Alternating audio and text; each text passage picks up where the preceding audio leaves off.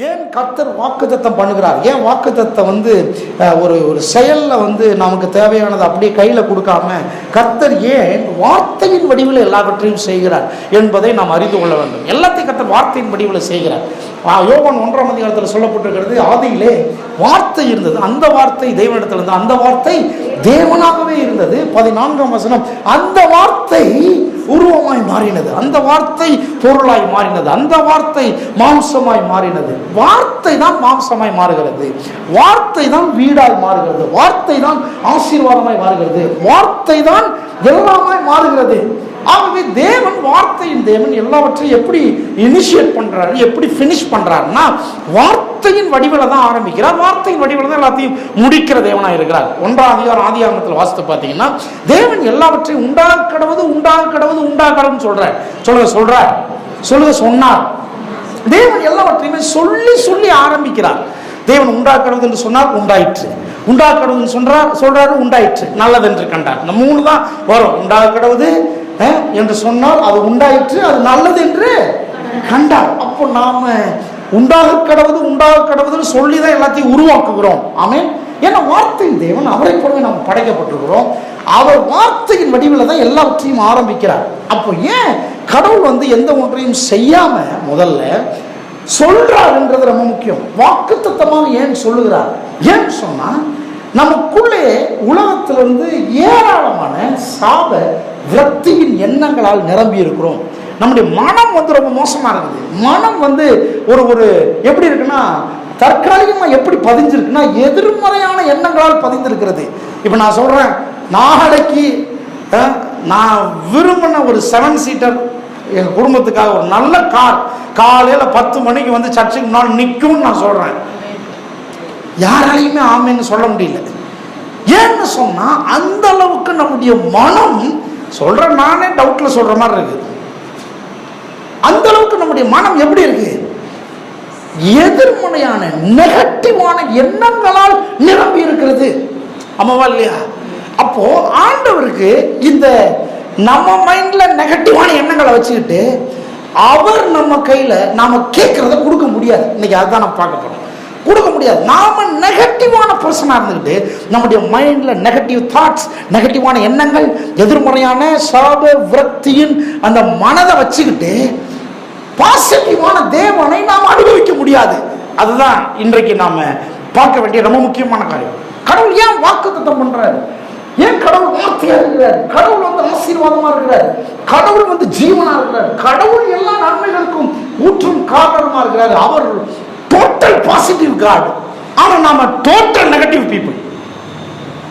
இப்போ நம்ம கிட்ட அவருக்கு வேலை செய்யறதுக்கு ஏகப்பட்ட சவால் இருக்குது. நான் சொல்ல புரியுதுங்களா உங்களுக்கு? ஆமா இல்லையா? ஏகப்பட்ட சவால். பாருங்க, ஒரு குரங்கு மனுஷங்கிட்ட டீல் பேசணும்னு நினைச்சாலோ, மனுஷன் குரங்கிட்ட பேசணும்னு நினைச்சாலோ எவ்வளவு பெரிய சவால் இருக்கு. நாம் அப்படிதான் இருக்கிறோம். கடவுளுக்கு முன்னால் நிற்கும் போது கடவுளை நாம் புரிந்து கொள்ள முடியாதவர்களா இருக்கிறோம். அவர் சொல்லுவதை ஏற்றுக்கொள்ள முடியாம இருக்கிறோம். அவர் சொல்றதை விசுவாசிக்க முடியாம இருக்கிறோம். அவர் சொல்றதை உள்வாங்கிக் கொள்ள முடியாம இருக்கிறோம். அவர் என்ன அண்டர்ஸ்டாண்டிங்ல இருக்காருன்னு நமக்கு புரிய மாட்டேங்குது. அவர் சொன்னா அப்படி ஏற்றுக்கொள்ளக்கூடிய மனநிலையில இந்த உலகத்துல நாம் இல்லை. ஏன்னு சொன்னா அந்த உலகத்திலிருந்து நெகட்டிவான காரியங்கள் உள்ளத்துக்குள்ள இருக்குது. இன்னும் சொல்ல போனா நாம் என்ன பண்ணிட்டோம்? இவைகளோடு வாழ்வதை நாம் தெரிந்து கொண்டு விட்டோம். கொரோனாவோடு வாழ பழகுங்கன்ற மாதிரி இந்த நெகட்டிவான வாழ்க்கையில வாழ பழகி கொண்டோம். ஆகவே நாம் சகித்துக் கொள்ள முயற்சி எடுத்தோமே ஒழிய நாம் அதை ஜெயித்து கடவுள் எனக்காக வச்சிருக்கிறத நான் சுதந்திரிக்க வேண்டும் என்று ஒரு என்ன சொல்றது, ஒரு ஒரு ஒரு உற்சாகம் உள்ளவர்களாக, ஊக்குவிப்பு உள்ளவர்களாக நம்ம இல்லை. நாம் அதை எதிர்த்து நிற்க மாட்டேன்றோம். வாழ பழகிட்டோம். கர்த்தர் சொல்றாரு அப்படி வாழ பழகாதன்ற. எத்தனை பேர் ஆமென் சொல்றீங்க? சத்தமா சொல்ல. வாழ பழகக்கூடாது. எப்படி வாழ? நெகட்டிவான காரியங்களை சகிச்சுக்கிட்டு வாழ பழகாத. பகவன் எப்படி சொல்லுங்க? ஆமா, ரொம்ப அற்புதமான ஸ்டேட்மெண்ட். நெகட்டிவான காரியங்களை சகிச்சுக்கிட்டு வாழ பழகாதீங்க. வியாதியோட வாழ பழகாதீங்க, வெறுமையோட வாழ பழகாதீங்க, இல்லாமையோட வாழ பழகாதீங்க. ஆமென். கஷ்டத்தோட வாழ பழகாதீங்க. தொடர்ந்து பாவத்திலேயே வாழ பழகாதீர்கள். ஏன்? நெகட்டிவான காரியங்கள் நம்முடைய வாழ்க்கையில இப்படியே சகிச்சுக்கிட்டு வாழ நாம மட்டும் பழகிட்டோம் வைங்க, தேவனுடைய வாக்குத்தத்தங்கள் அவ்வளவு பெருசா இருந்தோம் நம்முடைய வாழ்க்கையில நாம் எடுத்து அனுபவிக்கவே முடியாது. அவ்வளவு ஆசீர்வாதம் இருந்து அனுபவிக்கவே முடியாது. ஏன்னா நம்ம அப்படியே வாழ பழகிட்டோம். போன வாரத்தில் ஏன்றதெல்லாம் நாம் பார்த்தோம். ஏன் இந்த வார்த்தையின் வடிவில் கொடுக்குறாரு அப்படின்றத பார்த்தோம். அதில் சில காரியங்கள் இன்றைக்கு நான் சொல்லிட்டு இன்னும் ஒரே ஒரு பாயிண்ட் மட்டும் இன்றைக்கு எக்ஸ்ட்ரா நான் சொல்ல விரும்புகிறேன். தேவன் சொன்ன அந்த வாக்குத்தத்தின் நிறைவேறுதலுக்காக ஏன் மனுஷனுடைய எண்ணங்கள் மாற்றப்பட வேண்டும்? ஏன் எண்ணம் மாறணும்? ஏன் மாற்றப்பட வேண்டும்? மாற்றப்பட வேண்டும் மட்டும் இல்லை, ஏன் என்னுடைய எண்ணங்கள் மறுரூபம் அடையணும்? ஏன் என்னுடைய எண்ணங்கள் புதிதாக வேண்டும்? இதை யோசித்து பார்க்கணும். ஏன் என்னுடைய எண்ணங்களுக்கும் அவருடைய வாக்குத்தத்தின் நிறைவேறலுக்கும் என்ன சார் சம்பந்தம்? ஏன் என்னுடைய எண்ணங்கள் மாறணும்? என்னுடைய எண்ணங்கள் ஏன் புதிதாகணும்? ஏன் ஒரு எதிர்மறையான எண்ணம், ஒரு நெகட்டிவான ஒரு தாட் இருக்கிறதுனால அவருடைய வாக்குத்தத்தங்கள் என் வாழ்க்கை நிறைவேற முடியாதா? ஏன்றதை நாம் பார்க்க வேண்டும். ஏன் இந்த பாருங்க, மறுரூபமாகணும், புதிதாகணும், எண்ணங்கள் மாறணும். இதெல்லாம் ஒரே வார்த்தையில் சொல்ல போனா நம்முடைய எண்ணங்கள் வளர்ச்சி அடைய வேண்டும். சொன்ன வளர்ச்சி அடைய வேண்டும். சத்தமா சொல்ல வளர்ச்சி அடைய வேண்டும். சத்தமா சொல்ல வளர்ச்சி அடைய வேண்டும். ஏன் லேண்ட் இருக்குது, இவ்வளவு லேண்ட் இருக்குது, இந்த லேண்டுக்குள்ள எப்படி நான் வீட்டை கட்டுவேன்னு யோசித்துக்கிட்டு இருக்கிறேன். அண்ணன் இன்ஜினியராக இருக்காரு. அவர் ஒரு இந்த லேண்டுக்குள்ள பிரமாதமான ஒரு வீட்டை கட்டித்தாரன்னு சொல்லி ப்ளூ பிரிண்ட் போட்டு கொண்டு வந்து என்கிட்ட கொடுக்குறாரு. கொண்டு வந்து கொடுக்கும்போது இப்போ என்னுடைய எண்ணங்கள் ஒரு அளவுல இருக்குது, அவருடைய யோசனைகள், அவருடைய எண்ணங்கள் ஒரு அளவுல நின்றுட்டு இருக்குது. இப்போ நான் அவைகளை புரிந்து கொள்ள பிரயாசப்பட வேண்டும். அப்பொழுது நான் என்னுடைய எண்ணங்களிலே அவருடைய எண்ணத்தின் அளவுக்கு வளர்ச்சி அடைய ஆரம்பிக்கிறேன். எத்தனை பேர் ஆமென் சொல்லுங்க? ஹல்லேலூயா. சொல்ல வளர்ச்சி அடைய வேண்டும். சத்தமா சொல்ல எண்ணங்கள் வளர்ச்சி அடைய வேண்டும். மனம் வளர வேண்டும். எண்ணங்கள் வளர வேண்டும். சரியான எண்ணங்கள், ஒரு தகுதியான எண்ணங்கள், உயர்ந்த எண்ணங்களால் நம்முடைய எண்ணங்கள் புதுப்பிக்கப்பட வேண்டும், மறுரூபமாக்கப்பட வேண்டும். அதனாலதான் கடவுள் மனுஷன் வரும்போதெல்லாம் அவர் வேற லெவல்ல பேசுறாரு. நாம ஒரு கீழ் மட்டத்தில் இருக்கிறோம், அவர் எடுத்து பேசுறத பார்த்தா அவ்வளவு உயர்ந்த காரியங்களை பேசுகிறார். உங்களுக்கு என்ன சொல்றாரு? அநேக நாடுகளுக்கு நீ கடன் கொடுப்பாய், நீயும் கடன் வாங்காதிருப்பான்னு சொல்றாரு. நமக்கு புரியவே மாட்டேங்குது. எப்படி இது சாத்தியம்? எப்படி இது சாத்தியம்? நாம உடனே என்ன கனெக்ட் பண்றோம்? நம்முடைய வேலையை வச்சு கனெக்ட் பண்றோம், நம்முடைய குடும்பத்தை வச்சு கனெக்ட் பண்றோம், நம்முடைய பாக்கெட்ல பர்ஸ்ல எவ்வளவு அக்கௌண்ட்ல இருக்குன்றதை வச்சு கனெக்ட் பண்றோம். இதை வச்சு எப்படி நாடுகளுக்கு கடன் கொடுக்கிறது? வீட்டுல இருக்கிற பக்கத்துல இருக்கிற ஆளுக்கே கடன் கொடுக்க முடியல, நாடுகளுக்கு கடன் கொடுப்பா, எப்படி அது சாத்தியம்? அப்ப ஆண்டவர் சொல்றாரு, எண்ணங்கள் வளர்ச்சி அடைய வேண்டும். எத்தனை பேர் ஆமென் சொல்லுங்க? அவருடைய உயர்ந்த நினைவுகளுக்கு, அவருடைய உயர்ந்த எண்ணங்களுக்கு நம்முடைய மனம் வளர்ச்சி அடைய வேண்டும். அப்பதான் சுதந்திரிக்க முடியும். சுதந்திரிப்பது என்பது சும்மா சொன்ன உடனே ஒரு ராத்திரியில் நடக்கிற விஷயம் கிடையாது. ராத்திரி சொல்லிட்டா காலையில் நடந்துடும், அப்படி கிடையாது. நம்முடைய மனம் மறுரூபம் அடைய வேண்டும். நம்முடைய எண்ணங்கள் புதிதாக வேண்டும். நம்முடைய எண்ணங்கள் வளர்ச்சி அடைய வேண்டும். ஏன்னு சொன்னா, ஒண்ணு, தேவனுடைய வாக்குத்தத்தம் வார்த்தையாகவே கொடுக்கப்படுகிறது. வாக்குத்தத்தங்கள் எப்படி இருக்கு? வார்த்தையாகவே இருக்குது. நல்லா கவனிங்க. வாக்குத்தத்தம் ஒரு தற்காலிகமாக இருக்க ஒருவருக்கு தற்காலிகமாக இருக்கிற பிரச்சனைக்கு தீர்வாக எதிர்காலத்தில் சுதந்திரிக்க போகிற ஆசீர்வாதத்தை பற்றிய உடன்படிக்கையின் வார்த்தையா இருக்கிறது. நல்லா கவனிங்க. கடவுள் ஏன் வார்த்தையா வாக்குத்தத்தம் கொடுக்கிறாருன்னா, தற்காலிகமாக இருக்கிற பிரச்சனைகளுக்கு தீர்வாக மனுஷனுடைய எதிர்காலத்தில் அவன் சுதந்திரிக்க போகிற ஆசீர்வாதத்தை வாக்குத்தத்தமாக கொடுக்கிறார். ஒன்று ஒரு வார்த்தையாக கொடுக்கிறார்.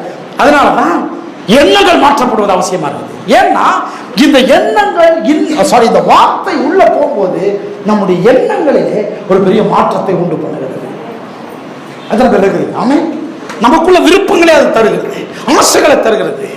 நாம நம்ம வாழ்க்கையை முடிச்சுக்கலாம்னு நினைக்கும் போது ஆண்டவர்கிட்ட வந்தீங்கன்னா, நான் உன்னை விட்டு விலகுவதில்லை, உன்னை கைவிடுவதுன்னு சொன்ன உடனே நானும் வாழணுன்ற ஆசை வந்துருது. சொல்ல மாட்டேன். எத்தனை பேர் ஆமென் சொல்றீங்க? அதனால நான் சொல்றேன், சாகணும்னு நினைச்சு இருக்கிற ஆளு கடைசியா ஒரு முறை இந்த புத்தகத்தை படிச்சுட்டு சாகணுன்றேன். ஏன்னா இதை படிச்சீங்கன்னா சாக முடியாது. ஆமென். ஒருத்தர் கடவுள் இல்லை அப்படின்னு, கடவுள் இல்லைன்னு ஒரு பெரிய புத்தகத்தை எழுதுறதுக்கு முயற்சி எடுத்து, சரி இந்த பைபிள்ல இருந்து கடவுள் இல்லை அப்படின்னு எழுதணும்னு சொல்லி முதல்ல படிக்க ஆரம்பிச்சாராம். கடைசியில் இந்த பைபிளை படிக்கும் போது பெரிய புத்தகத்தை எழுதி முடிச்சாரா, யெகோவா தேவன் தான் மெய்யான தேவன், அவர் அனுப்பின குமாரனா இயேசுதான் இந்த உலகத்தின் ரட்சகர் எழுதி முடிச்சாராம். எத்தனை பேர் ஆமென் சொல்றீங்க? இந்த வார்த்தை நமக்குள்ள வரும்போது எண்ணங்களை மாற்றுகிறது, மனதை மாற்றுகிறது. எத்தனை பேர் ஆமென் சொல்றீங்க? அதனாலதான் நான் சொன்னேன், பர்சனலா நல்லா பைபிளை படிங்க, வார்த்தையை நல்லா படிங்க. பாருங்க, வாழ்க்கையை இயக்குகிற ரொம்ப முக்கியமான ஒரு சக்கரம் உங்களுடைய மனம். அதனாலதான் போன வாரத்தில் சொன்ன, மனதை தாண்டி உங்களால் வளர முடியாது. மனதை தாண்டி, எண்ணங்களை தாண்டி கொஞ்சம் மேல வரவே முடியாது. அதுதான் நீங்க போட்டிருக்கிற ஒரு எல்லைக்கோடு.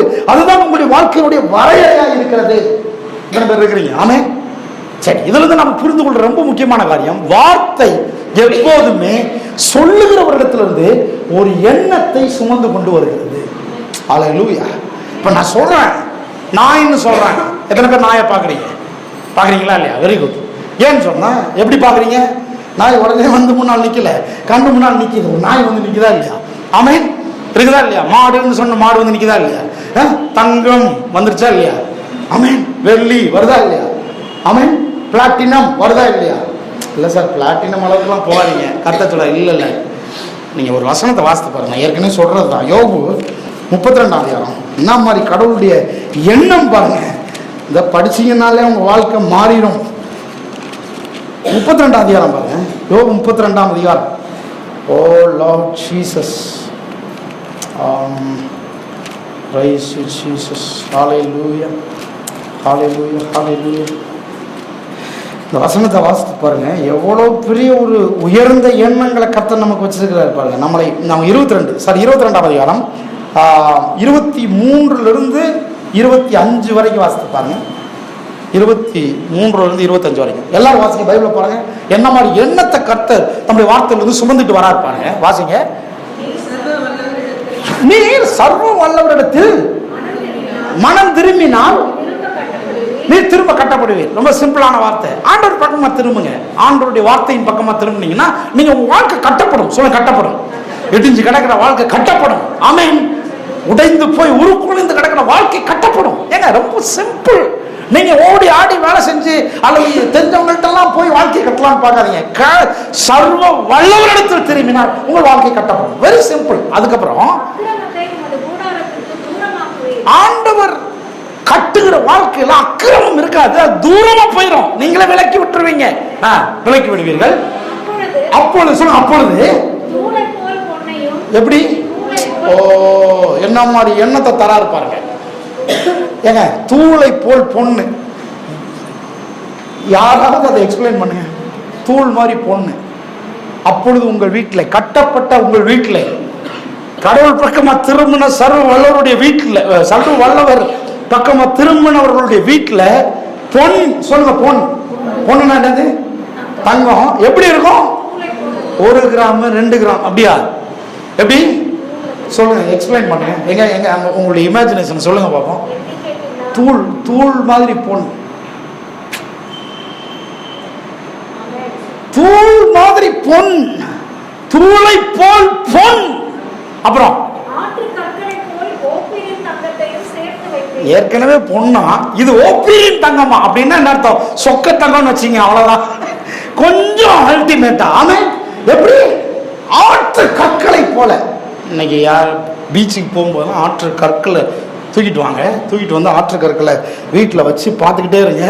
இதை பார்க்கும்போது உங்களுக்கு என்ன ஞாபகம் வரட்டும்? யோபு 22ஆம் அதிகாரம் ஞாபகம் வரட்டும். ஆமாம். என்ன இமேஜினேஷன் கொடுக்குறாரு பாருங்க. என்ன மாதிரி பிக்சரை கடவுள் தராரு பாருங்க. தேவனுடைய வார்த்தை அது சொல்லுகிறவரிடத்திலிருந்து ஒரு எண்ணத்தை முதலாவது சுமந்து கொண்டு வருகிறது. இது உள்ள இறங்கணும். எத்தனை பேர் ஆமென் சொல்றீங்க? தூள் மாதிரி பொண்ணும் ஆற்று கற்கள் போல ஓப்பீரின் தங்கமும் சேர்த்து வைப்பீர். சொல்லுங்க, சேமிப்புல இருக்கும். கண்ண மூடி சொல்லுங்க, சேமிப்புல இருக்கும். என்ன சேமிப்புல? லாக்கர்ல என்ன இருக்கும்? ஓப்பீரின் தங்கம் ஆற்று கற்களை போல இருக்கும். தூள் மாதிரி பொண்ணும் என் வீட்டில் இருக்கும். இமேஜின் பண்ணி பாருங்க. அப்படி இமேஜின் பண்ணி பார்த்து அப்படி இருக்கிறவர்களா இருந்தா நான் ஒரு 30 லிஸ்ட் வாசித்தேனே. லிஸ்டே இருக்காது. ஆமா இல்லையா? கைத்தட்டி ஒரு ஆமைன்னு சொல்லுங்க. லிஸ்டே இருக்காது. ஒரு தேவையும் எனக்கு இருக்காது, உங்களுக்கு இருக்காது, இங்க இருக்கிற ஒருத்தருக்கு இருக்காது. எத்தனை பேர் ஆமைன்னு சொல்றீங்க? தூள் மாதிரி பொன்னையும் ஆற்று கற்கள் போல ஓப்பீரின் தங்கத்தை சேர்த்து வைப்பீர். அடுத்த வசனம் பாருங்க, 26. அப்பொழுது சர்வ வல்லவர் தாமே உமக்கு எப்பா சொக்க வெள்ளியுமா இருப்பார். அப்போ ஆண்டவரை பார்க்கும்போது எப்படி பார்ப்பீங்க? பசும் பொண்ணும் சொக்க வெள்ளியுமா இருப்பார். அதுக்கு அடுத்த வசனம் சொல்லுது, அவரில் நீங்கள் மனமகிழ்ச்சியா இருப்பீர்கள். இப்ப வீடு எப்படி தக தக தகன்னு மின்னணும்னு நினைக்கிறாரு. ஹல்லேலூயா சொல்லுங்க, ஹல்லேலூயா ஹல்லேலூயா. நான் தீர்க்க தரிசனமா சொல்றேன், இன்னையிலிருந்து உங்க வீட்டுல பொன் எப்படி சேரப்போகுது தெரியுமா? தூள் மாதிரி சேரப்போம். நல்லா கைத்தட்டி ஒரு ஆமென் சொன்னா, தூள் மாதிரி, ஆற்று கற்கள் மாதிரி உங்க வீடு பொன்னால் நிரம்ப போகுது. ஹல்லேலூயா. அரபு தேசத்துல அண்ணன்லாம் கேட்டு பாருங்க, நிறைய ராஜாக்கள், அதாவது ஆளுகிறவர்கள் பாத்ரூமே டைல்ஸே பொண்ணில் தான் இருக்குது. நீங்கள் யூடியூப்ல இருப்பாங்க, டாய்லெட் பேசின் பொண்ணுல இருக்கு, தங்கத்தில் இருக்கு. கடவுள் யாருக்கு அதை எழுதி வச்சிருக்காரு? அவருடைய பிள்ளைகளுக்கு எழுதி வச்சிருக்கிறார். அப்பங்க ஒரு வார்த்தை எண்ணங்களை சுமந்து கொண்டு வருகிறது. இதை யோசித்து பார்க்கணும், இதை கற்பனை பண்ணி பார்க்கணும், இதை சிந்திச்சு பார்க்கணும். இப்படித்தான் என் வாழ்க்கை இருக்குன்னு பார்க்கணும். சும்மா நான் சொல்றேன், ஒரு மோதிரத்தை எடுத்து மாட்டிக்கிட்டு ஒரு ஒரு ஒரு கிராம் 2 கிராம் காதுல மாட்டிக்கிட்டு அதுல பெருமைப்படக்கூடாது. அதை விட நான் சொல்றேன், விசுவாசிக்கிறேன், இன்னைக்கு விசுவாசிகள் இப்படி நினைங்க, நம்ம குடும்பங்கள் இருக்கிற எந்த ஃபங்க்ஷனுக்கும் நான் 1 பவுனாவது நான் கொண்டு போவேன் அப்படின்னு விசுவாசம். 1 பவுன் தங்கமா நான் கொண்டு போகணும் விசுவாசம். கிஃப்டே 1 பவுன்ல ஆரம்பிப்பேன். சொல்லுங்க அவர் ஆமென் சொல்லுங்க. ஆமென். கிஃப்டே நாங்க குடும்பமா நாங்க அதை தான் யோசிக்கிறோம். எப்பவுமே சொல்லுவோம், கிஃப்டே சபையின் சார்பா, நம்ம குடும்பத்தின் சார்பா 1 பவுனாவது கொண்டு போய் செயினா போடணும், நகையா போடணும், சுமந்துக்கிட்டு போகணும். ஆமென் சொல்றீங்களா? ஒரு ஆமென் சொல்றீங்களா? ஆமென். கண்ணை மூடி ஸ்தோத்திரம் பண்ணி ஆண்டவரை சொல்லுங்க, ஆண்டவரே இப்படிதான் என் வாழ்க்கை நடக்கணும், இப்படித்தான் நடக்கணும், இப்படித்தான் நடக்கணும், இப்படிதான் நடக்கணும். இமேஜின் பண்ணி பாருங்க, குப்பை மாதிரி, தூள் மாதிரி, ஆற்று கற்கள் மாதிரி பொண்ணும் சொக்க தங்கமும் வீட்டில் கிடக்குன்னா நீங்க என்ன சொல்லுவீங்க? ஆனஸ்ட் சொல்லுவாங்க, கிரேஸ் நீ போங்க ஒரு 10 கல்லை தூக்கிட்டு போய் அண்ணன்கிட்ட கொடுத்துட்டு வந்துரு, அதை வச்சு அண்ணன் என்னென்ன வாங்கணுமோ வாங்கிட்டு சொல்லுவீங்களா இல்லையா? ஏன்னா ஆற்று கற்கள் மாதிரி பொண்ணு கிடக்குன்னா எப்படி இருக்கும்? எத்தனை பேர் ஆமென் சொல்லுங்க? பார்த்தீங்களா, ஆண்டோடைய ஆசீர்வாதம் அப்படியே மலைப்பாக்கிருச்சு. என்ன ஆண்டோடைய, அவ்வளவுதான். இதுதான் ஆண்டவருடைய ஆசீர்வாதம். ஆசீர்வாதம்னா சும்மா இல்ல. அதனாலதான் ஆண்டவர் வந்து இந்த ஓவர்ஃப்ளோ பேசுறது. ஓவர்ஃப்ளோன்றது உடைச்சு விடுறது இல்ல, நிரம்பி வழிகிறது. எல்லாரும் நீங்க உடைச்சு விடுறது வேற, நிரம்பி வழிகிறது வேற. நிறைய பேர் உடைச்சு விட்டுறாங்க. கரெக்டா சொல்ல, நிரம்பி வழியும் அப்படின்னா அர்த்தம், உன்னுடையது உனக்கு தங்கி கொண்டே இருக்கும், உன்னையும் தாண்டி உலகத்தை சென்றடையும். விசுவாசிக்கிறீங்களா? ஆமென். கடவுள் எவ்வளவு பெரிய எண்ணங்களை தருகிறார். ஏன்னா இந்த எண்ணங்கள் மாற வேண்டும். எண்ணங்கள் மாறலைன்னா உங்களுக்கு அது மேல ஒரு ஆசை வராது, விருப்பம் வராது.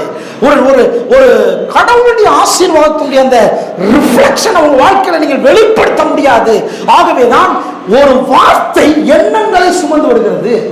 அந்த எண்ணங்களை பெற்றுக் கொள்கிறோம். ஏனென்றால் நம்முடைய எண்ணங்கள் மோசமா இருக்குது, அவருடைய எண்ணங்கள் பாசிட்டிவா இருக்குது. நம்முடைய எண்ணங்கள் தகரமா இருக்குது, அவருடைய எண்ணங்கள் தங்கமா இருக்குது. நம்முடைய எண்ணங்கள் குறைவுள்ளதா இருக்குது. அதனாலதான் பவுல் சொன்னாரு, நம்முடைய அறிவு குறைவுள்ளது, அவருடைய அறிவு நிறைவாய் வரும்பொழுது குறைவெல்லாம் நீங்கிவிடும். எத்தனை பேர் விசுவாசிக்கிறீங்க? அதனாலதான் இந்த எண்ணங்களை பெற்றுக்கொள்ள வருகிறோம். செகண்ட், ஏன் அவர் வார்த்தையா கொடுக்கிறாரு? எந்த ஒரு செயலினுடைய நிறைவேறுதலும் முதலாவது எப்படி ஆரம்பிக்குது? வார்த்தையாகவே ஆரம்பிக்கிறது. Very very important. எந்த ஒரு செயலினுடைய நிறைவேறுதலும் எப்படி ஆரம்பிக்குது? முதலாவது வார்த்தையாகவே ஆரம்பிக்கிறது. வார்த்தையாகவே சொல்லப்படுகிறது, வார்த்தையாகவே உச்சரிக்கப்படுகிறது, வார்த்தையாகவே எல்லாம் ஆரம்பிக்கப்பட்டு பின்பு படிப்படியாக அதனுடைய நிறைவேறுதல் துவங்கி வந்தடைகிறது. 5ஆம் அதிகாரம் மத்தேயு திருப்புங்க, மத்தேயு 5:21-22 வாசிங்க. ஒரு நெகட்டிவான பார்ட் பாருங்க, எப்படி இருக்குன்னு பாருங்க. மத்தேயு 5ஆம் அதிகாரம் 21-22 ரொம்ப அற்புதமான வேத பகுதி. கொலை செய்யாதிருப்பாயாக என்பது கொலை செய்கிறவன் இருப்பான் என்பதும், கொலை செய்யாதிருப்பாயாக என்பது உரைக்கப்பட்டது கேள்விப்பட்டிருக்கிறீர்கள். கொலை செய்யாதிருப்பாயாக என்பது உரைக்கப்பட்டதை கேள்விப்பட்டிருக்கிறீர்கள். கொலை செய்யாதன்றது எப்படி ஆரம்பிச்சது? தேவன் குத்தி இப்படி பண்ணாதன்னு சொல்லல, கொலை செய்யாதன்னு சொல்லி இருக்கிறாரு. சொன்னது உங்களுக்கு ஞாபகம் இருக்கா? இதை அவர் எக்ஸ்பிளைன் பண்றாரு. கொலை என்பது எப்படி நடக்குதுன்றது எக்ஸ்பிளைன் பண்றாரு. அடுத்த வசனத்துல 22ஆம் வசனம்,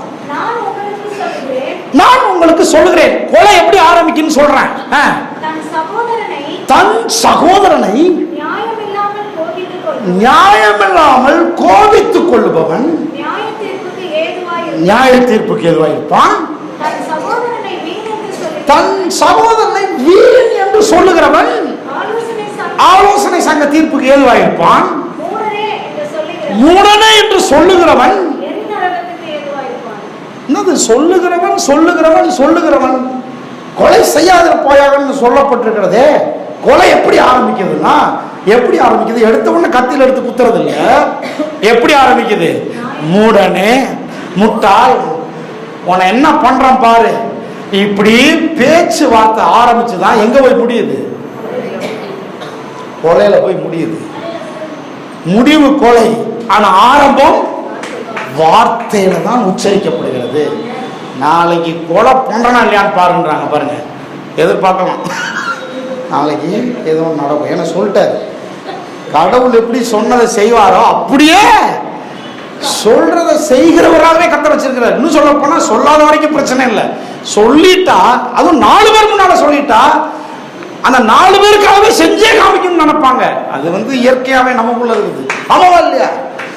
பாசிட்டிவான காரியத்தை பாருங்க, உங்களால கொடுக்கவே முடியாது, நீங்க வேற கொடுக்குறேன்னு சொல்லிட்டீங்க, அது 4 பேர் பார்த்துட்டாங்க, வேற கடவுள் வாங்கியாவது கொடுத்துருவீங்க. ஆமா, அந்த மாதிரி ஆண்டு சொல்றாரு, கொலை என்று முடிவு கொலை. ஆனா ஆரம்பம் எப்படி ஆரம்பிக்குது? எப்படி வார்த்தை? உடனே முட்டாள், அறிவு இருக்கிறான். நம்ம ஃப்ளோல சொல்ல போனா, நீ வர சரியில்லை, பார்த்துட்டே தான் இருக்கிறேன், வேஸ்ட், உன்னை என்ன பண்றான் பாரு, அப்படி பேச்ச ஆரம்பிச்சு எங்க போய் முடியுது? அப்போ தேவன் எந்த ஒன்றை எப்படி ஆரம்பிக்கிறாரு, எப்படி முடிக்கிறாரு? முடிவு சம்பூர்ணம். ஆரம்பிக்கும் எப்படி ஆரம்பிக்கிறாரு?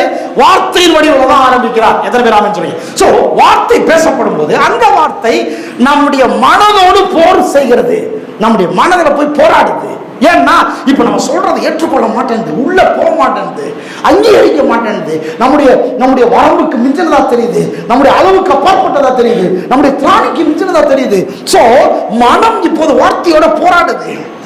ஃபர்ஸ்ட் தேவனுடைய வார்த்தை நம்முடைய மனதோடு போராடி, முதலாவது நம்முடைய மனதை அது ஜெயிக்கிறது.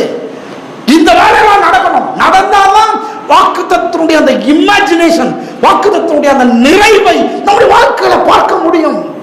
மனதோட போராடி முதலாவது நம்முடைய மனதை ஜெயித்து, நம்முடைய எதிர்மறையான எண்ணங்களை வெளியேற்றி மனதை ஒரு பாசிட்டிவான மனசா மாற்றணும். எத்தனை பேர் ஆமென் சொல்லுங்க? நல்லா உள்ளத்துல நல்ல எண்ணங்களால் நிரம்புவது ரொம்ப முக்கியம். நல்ல எண்ணங்கள் வராம, உயர்ந்த எண்ணங்கள் வராம, உயர்ந்த சிந்தனைகள், உயர்ந்த கற்பனைகள், உயர்ந்த யோசனைகள், உயர்ந்த திட்டங்கள், உயர்ந்த பார்வை, உயர்ந்த வாழ்க்கை குறித்ததான ஒரு கனவு நமக்குள்ள உண்டாகாமல், அது உண்டாகிற வரைக்கும் கடவுளுடைய வார்த்தை உங்களை சும்மா விடவே விடாது. நீங்க ஒரு உயர்ந்த ஒன்றை நீங்க வாங்கியிருக்கீங்கன்னு சொன்னா, அதற்காக உங்களுடைய மனதோடு அந்த காரியங்கள் போராடின போராட்டம் எவ்வளவு பெருசுன்றது உங்களுக்கும் அந்த காரியத்துக்கும் தான் தெரியும். எத்தனை பேர் ஆமென் சொல்லுங்க? அதனாலதான் தேவன் இஸ்ரவேல் ஜனங்கள்ட்ட சொல்றாரு, பாலும் தேனும் ஓடுகிற நலமும் விசாலமான தேசத்தை கொடுப்பேன், தேசத்தை கொடுப்பேன், தேசத்தை கொடுப்பேன். எத்தனை வருஷமா பேசிட்டு இருக்காரு? கிட்டத்தட்ட 40 வருஷமா. எத்தனை வருஷம்? எத்தனை வருஷம்? கர்த்தர் ஒரு நாள் ஆரம்பிச்சு அடுத்த நாள் முடிக்கிறவர் அல்ல. கர்த்தர் பெரிய ப்ராசஸ் பண்றார். நீங்க கேக்குறீங்க, எனக்கு இன்னும் சுதந்திரிக்கல.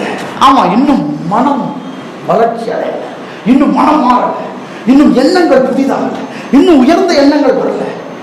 அடிக்கடி மாறுபடுறோம். கர்த்தர் சொல்ல, இல்லை, இந்த எண்ணங்கள், என்னுடைய எண்ணங்கள் போய் உன்னுடைய மனதோடு போராடுகிறது. அப்போ நிறைய போராட்டத்துக்கு விட்டு கொடுக்கணும். சொல்ல, போராட்டத்துக்கு விட்டு கொடுக்கணும். பாசிட்டிவான எண்ணங்கள் நெகட்டிவான எண்ணங்களோடு போராடுவதற்கு நாம் விட்டு கொடுக்க வேண்டும். நம்ம சில பெரிய தப்பு என்னன்னா, நமக்கு சில எண்ணங்கள் ஒத்து வரலன்னா உடனே அதுல இருந்து நாம லீவாக பார்க்கிறோம், வெளியேற பார்க்கிறோம். இல்லை, வெளியேறக்கூடாது, வெளியேற கூடாது. நித்திய ஜீவனை சுதந்திரிக்க நான் என்ன செய்வேன்னு கேட்கிறான். உடனே அவர் சொல்றாரு, நீ நித்திய ஜீவனை சுதந்திரிக்க விரும்புறியா? விரும்பினா உன்னிடத்தில் இருக்கிறதெல்லாம் விற்று ஏழைகளுக்கும் தரித்திரருக்கும் கூடன்றாரு. அப்படின்னா இந்த எண்ணங்கள் போய் அவனுடைய மனதோட போராடுகிறது. போராடுவதற்கு அவன் விட்டு கொடுத்து எல்லாத்தையும் வித்து ஏழைகளுக்கு தரித்திரருக்கும் கொடுத்திருந்தா நிச்சயமா அவன் நித்திய ஜீவனை சுதந்திரிக்க பணம் இல்லையா அவன் அந்த எண்ணம், இந்த எண்ணத்தோடு போராடுவதை அவன் விரும்பவில்லை, விட்டுட்டு போயிட்டான்.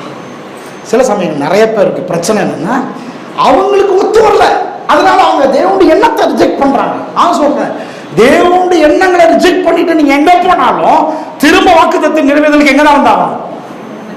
அவர் கிட்டதான் வந்தாகணும். எத்தனை பேர் ஆமென் சொல்றீங்க? அதனாலதான் இந்த வார்த்தை உள்ள போய் போராடுவதற்கு நாம் அனுமதி வழங்க வேண்டும். அனுமதி வழங்கணும். நாம சொல்லக்கூடாது, எனக்கெல்லாம் அவளை எதுக்கு பிரதர், எனக்கு எதுக்கு அது, எனக்கு எதுக்கு இது. நான் சொல்றேன், இந்த இடத்துல உட்கார்ந்து இப்படிப்பட்ட வார்த்தைகளை கேட்டுக்கிட்டு இருக்கிற ஆளுகளுடைய வாழ்க்கையின் நோக்கம் ரொம்ப பெருசு. உங்க வாழ்க்கையினுடைய நோக்கம் ரொம்ப பெருசு. அதனாலதான் ஆண்டு சொல்றாரு, உங்க வீட்டுல சாம்பல் போல தூள் போல பொண்ணு இருக்கணும், ஆற்று கற்கள் போல பொண்ணு இருக்கணும். கர்த்தர் விரும்புகிறார். சொல்ல, கர்த்தர் விரும்புகிறார். சத்தமாக கர்த்தர் விரும்புகிறார். கர்த்தர் விரும்பினா எனக்கு தேவை. சொல்லுங்க, கர்த்தர் விரும்பினா அதை எனக்கு தேவை. நீங்க நினைச்சு இந்த பிரசங்கத்தை கேட்பேன் அப்படின்னு நான் வந்தீங்க இல்ல, கேட்க என்ன கேட்பேன்னு எனக்கு தெரியாது, ஆனா வர்றேன். ஆனா கர்த்தர் இப்படி பேசுறாருன்னு சொன்னா அதை ரிசீவ் பண்ணும். ஆமாண்டவரே, ஆமாண்டவரே, என் எண்ணங்கள் மாறுவதாக, எண்ணங்கள் வளர்ச்சி அடைவதாக, என் அக்கௌண்ட்ல, என் பர்ஸ்ல, பீரோல நான் தூள் மாதிரி பொண்ணை பார்க்கிறேன், ஆற்று கற்கள் மாதிரி சொக்க தங்கத்தை பார்க்கிறேன். ஏன் தெரியல, கர்த்தர் எல்லாத்தையும் சேர்த்து வைப்பேன்னு சொல்றாரு. சேர்த்து வைங்க. ஏன் சேர்த்து வைங்க தெரியுமா? ஒரு நாள் வரும், ஆண்டவரே தம்முடைய ராஜ்யத்தின் பணிக்காக உங்களிடத்துல உரிமையாய் கேட்டு நிற்பார். ஆமென், ஹல்லேலூயா. எத்தனை பேர் ஆமென் சொல்றீங்க? தாவீது எல்லாத்தையும் சபதரித்து கொண்டு போய் தேவனுடைய ஆலயத்தை கட்டுறதுக்கு சாலமோன்ட்ட கொடுக்குறான். ஆமென். நான் சொல்றேன், உங்ககிட்ட கர்த்தர் கொடுப்பார். ஏன் தெரியுமா? உங்ககிட்ட இருந்து சரியான நேரத்தில் கரெக்டாக நீங்க பயன்படுத்துவதற்கும், உங்களுக்கு ஆண்டவர் வாங்குவதற்கும், உரிமையாய் வந்து நிற்பதற்கும் உங்ககிட்ட ஏராளமாக கர்த்தர் கொடுப்பார். எத்தனை பேர் ஆமென் சொல்றீங்க? அதனால தான் ஆண்டு சொல்றாரு, துன்மார்க்கனுடைய ஆஸ்தி எடுத்து யார் கொடுக்குறாரு? சொல்லுங்க, நீதிமான்களா ஒரு ஆமென் சொல்லுங்க. ஆமா, துன்மார்க்கனுடைய ஒரு சென்ட் நிலத்தை எடுத்து நீதிமான் கொடுப்பாருன்னு சொல்லுங்க. ஆஸ்தி எடுத்து சொல்லுங்க, ஆஸ்தி எடுத்து கை தட்டி தான் சொல்லுங்களேன். துன்மார்க்கனுடைய ஆஸ்தி எடுத்து நீதிமானுடைய கையில கொடுப்பார். நான் சொல்றேன், இவ்வளவு வருஷம் கஷ்டப்பட்டு உழைச்சு கூட ஒரு சொந்த இடத்தை வாங்க முடியலன்றீங்களா? நான் சொல்றேன், நீதிமான்களாகிய உங்களுக்கு கர்த்தர் துன்மார்க்கனுடைய ஆஸ்தியை டிரான்ஸ்ஃபர் பண்ணுவார். இதை ஏற்றுக்கொள்ற மனநிலை வேணும், இதை விசுவாசிக்கிற மனநிலை வேணும், இதை வந்து உள்ளத்துக்குள்ள கொண்டு போய் கன்விக்ட் ஆக வேணும், ஒரு பெரிய கன்விக்ஷன் வேணும். கர்த்தர் சொல்றாரு, நீ உன் வேலையை நம்பி இருக்காத, உன் மாச சம்பளத்தை நம்பி இருக்காத, நீ எதையோ ஒன்றை நம்பி நான் சொல்ற வாக்குத்தத்தை சுதந்திரிக்க முடியாது. நல்லா கவனிங்க, கடவுளுடைய வாக்குத்தத்தை சுதந்திரிப்பதற்கு உங்க வேலை போதுமானதா இல்ல, உங்களுடைய வருமானம் போதாதா இல்லையா? ஆமாவா இல்லையா? உங்க வேலையும் வருமானம் போதாது. கடவுளுடைய வாக்குத்தத்தை சுதந்திரிப்பதற்கு உங்களுக்கு எத்தனை கோடி வேணும்னே தெரியாது. அப்ப எப்படி வேலையை நம்பி இருக்க முடியும்? பாஸை நம்பி இருக்க முடியும்? வருமானத்தை நம்பி இருக்க முடியும்? மாதம் 15,000 சம்பளத்தை, 20,000 சம்பளத்தை எப்படி நம்பி இருக்க முடியும்? கர்த்தர் சொல்றதை கேளுங்க, விசுவாசிங்க. வேலையை விட வாக்குத்தத்தை நிறைவேற உங்கள் வாழ்க்கையில நீங்கள் காண்பீர்கள். ஹல்லேலூயா. விசுவாசிக்கிறீங்களா இல்லையா? நான் அதை விசுவாசிக்கிறேன், ஏராளமாக விசுவாசிக்கிறேன். கர்த்தர் லட்சங்களையும் கோடிகளையும் ஒரு 4 நாளைக்கு முன்னால ஒரு அற்புதமான ஒரு கனவு. ஒரு பெரிய இதில் காஃபி கொதிச்சிட்டு இருக்குது, ஒரு பெரிய ரவுண்டாக இருக்குது, அதில் காஃபி ஏதோ ஒரு ஆயிலோ காஃபி ஏதோ ஒன்று கொதிச்சிட்டு இருக்கு. எனக்கு தேவையானது இருக்குது, நான் குடிக்கணும்னு அவ்வளோ பெருசாக யாரோ வச்சுட்டாங்க. பெரிய இதாக இருக்குது, பாத்திரமா இருக்குது, எப்படி எக்ஸ்பிளைன் பண்ண தெரியல. ஆமாண்டா, யாரோ சொல்கிறாங்க இதை பணமாக்கு அப்படின்றாங்க, இதை பணமாக்குன்றாங்க. நான் உன்னை அப்படியா பணமாக்கணும்னு சொல்லிட்டு கையை எப்படி வச்சுக்கிட்டு கோடா கோடியா நீ பெருகுவாயாகன்ற அந்த காஃபிக்குள்ள அப்படியே 500 கட்டுக்கட்டா அப்படி பறக்குது. உண்மையா 500 அப்படி கட்டுக்கட்டா சேருது. அந்த இது அதாவது கொப்பளிக்கும் போது அப்படி கட்ட கட்ட கட்ட கட்ட நான் 500 அப்படி கட்டாகுது போடுது. நான் விட்டு பார்க்குறேன், காஃபியாக இருக்குது அல்லது ஆயிலாக இருக்குது. இப்படி பண்ணுறேன், அப்படி கட்டுக்கட்டாகுது. இப்படி ஒரு கனவு டெய்லி வந்து அப்படி நான் சொல்றேன், கர்த்தர் கோடியான பணங்களை உருவாக்குகிற கைகளை கர்த்தர் மாற்றுகிறார் உங்க கைகளுக்கு. ஆமென். விசுவாசிக்கிறீங்க? ஆமென். பணம் உங்க கையில் இருக்கணும்னு விரும்புகிறேன். பணம் உங்க கையில் இருக்கும். கோடியான பணம் உங்க கையில் இருக்கும். ஏராளமான வீடுகள் உங்க கையில் இருக்கும். ஏராளமான வாகனங்கள் உங்க கையில் இருக்கும். ஒருத்தர் இல்லைன்னு இன்னைக்கு காலைல ஒரு தம்பி ஃபோன் பண்ணால், ஆனால் அந்த பாட்டு நான் எழுதின ஒரு பாட்டை பாடுறதுக்கு சபையில் பாடணும்னு விரும்புகிறேன், அந்த லிரிக்ஸ் சொல்லுங்கன்னு சொல்லிட்டு கடைசியாக சொன்னேன், எனக்கு ஒரு கீபோர்டு வேணும்னு ஜெர்மனிங்கன்னா. நான் அப்போவே மைண்டில் பண்ணேன், நமக்கு ஒரு கீபோர்டு தேவைப்படுது. அது வந்தவொன்னு இந்த கீபோர்டு அவனுக்கு தான் கொடுக்கணும்னு நினச்சேன். ஒரு கீபோர்டு வேணும்னு பழசு கொடுக்கணும்னு நினைக்கூடாது, அவனுக்கு ஒரு கீபோர்டை வாங்கி கொடுக்கணும். அந்த இடத்துல நீங்கள் நான் இருக்க வேணும். எத்தனை பேர் ஆமேன்னு சொல்கிறீங்க? சொல்ல மாட்டேன்றீங்களே, அதனால தான் உங்களுக்கு கொடுக்க மாட்டேன்றேன். அதனால தான் உங்க கையில் வர மாட்டேங்குது. ஆமேன்னு சொல்ற காசா பணமா? அங்கதானே ஆரம்பிக்குதுன்றேன். முடிவு பணமா முடியுது, ஆரம்பம் வார்த்தையில தான் ஆரம்பிக்குது. கையை வேறு சொல்லுங்க. நான் சபைக்கு பல கோடி ரூபாய் செலவானாலும் பரவாயில்ல, இந்த பில்டிங்கை நான் வாங்கி கொடுப்பேன். சொல்ல மாட்டேன்றீங்க நீங்க எல்லாம். சுந்தரிக்கா மைக்கை பிடிச்சி இன்னைக்கு மழை வந்துச்சு, நேற்றுக்கு புயல் வந்துச்சுன்னு சொல்ற ஆள் இப்படி சொல்லணும். என்ன சொல்லணும்? நான் எஞ்சின்னு சொல்லுங்க.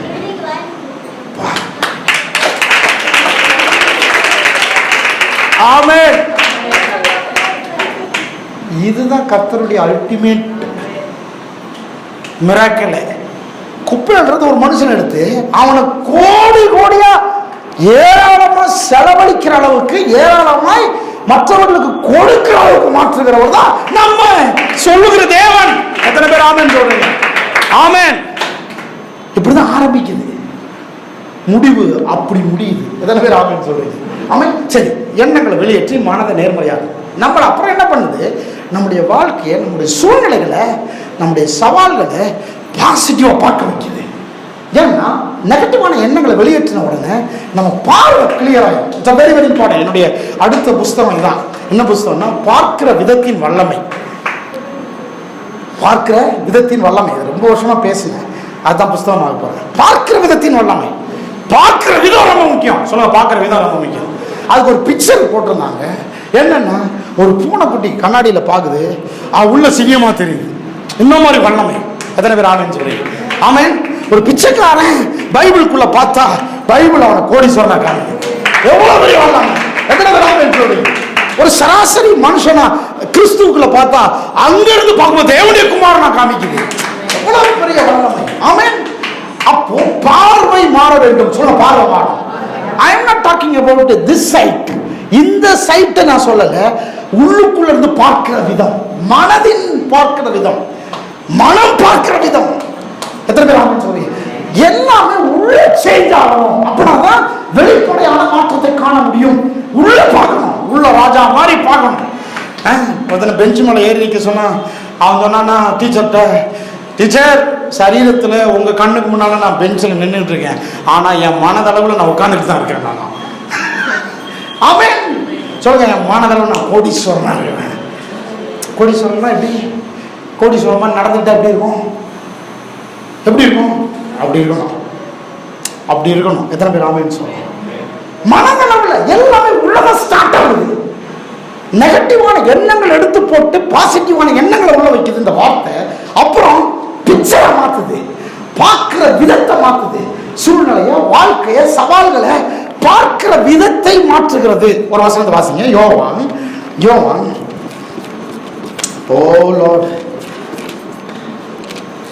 யோவான் 20ஆம் அதிகாரம்.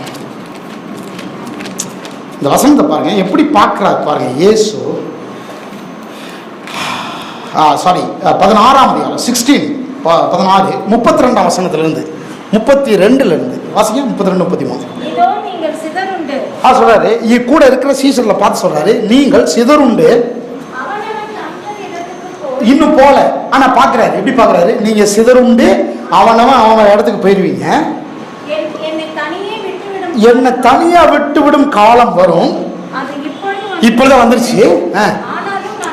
எப்படி பாக்குறாரு? இன்னும் சிதறடிக்கப்படல, இன்னும் இவர் தனிமையாகல, இன்னும் யாரும் போல. ஆனா எப்படி பாக்குறாரு? இப்படி எல்லாம் நடக்கும், ஆனாலும் நான் தனித்து இரேன்.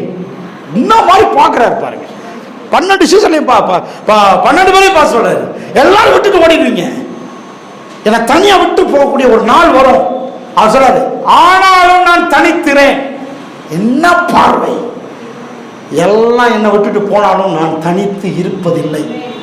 அப்புறம் சொல்றாரு, என் பிதா என்னுடனே கூட இருக்கிறார். என்ன மாதிரி பார்வை! அப்புறம் சொல்றாரு, வாசிங்க, உண்டாகும் பொருட்டு இதை சொன்னேன். அடுத்த வசனம்,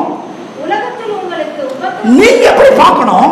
உலகத்தில் என்னை விட்டு போயிட்டீங்கனாலே உலகத்தில் உங்களுக்கு உபத்திரம் உண்டு, ஆனாலும் திடம் கொள்ளுங்கள், நான் உலகத்தை ஜெயித்தேன்.